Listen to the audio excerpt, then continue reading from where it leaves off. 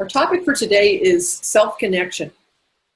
Now, this is one of three ways that you can use Rosenberg's Offner method. The Offner method is, his engine for being able to stay present in conversations. And I'd like to start by just saying a few words about why this particular method, the self-connection method, is so important. The deep reason that you need to learn self-connection is it's a means to help you maintain your moral courage. Now that may sound very broad and maybe too profound for what we're talking about, but I think there's something very important here. When you're having difficult conversations, it's uncomfortable. You have emotional reactions to the people who you're talking with. They say something that you think is crazy and you get angry at them. Or you're afraid that if you speak your mind, they are going to have a bad reaction and do something bad to you or just have a temper tantrum.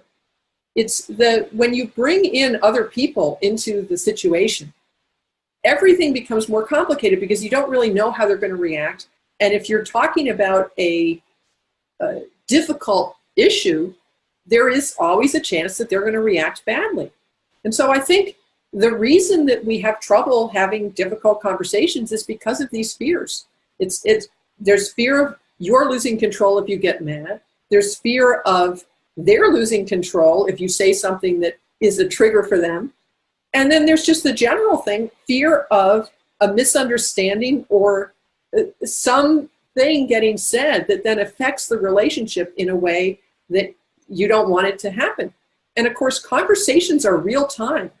You are acting in the moment when you are in a conversation. This is real time execution of your intentions.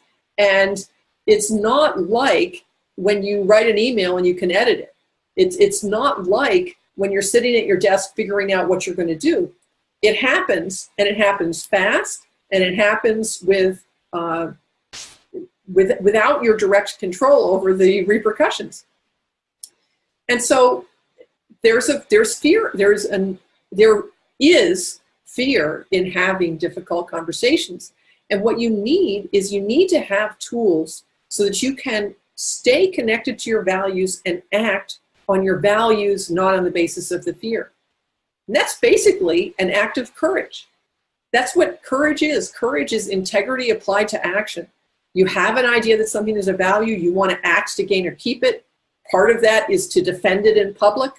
Part of that is to work with other people to achieve it if it's something you want to do with a cooperative effort. And you want to be in the moment when that value is at stake, which it may be that's threatened or maybe it's an opportunity. You want to be able to step forward despite fear and uncertainty and nervousness or whatever is involved.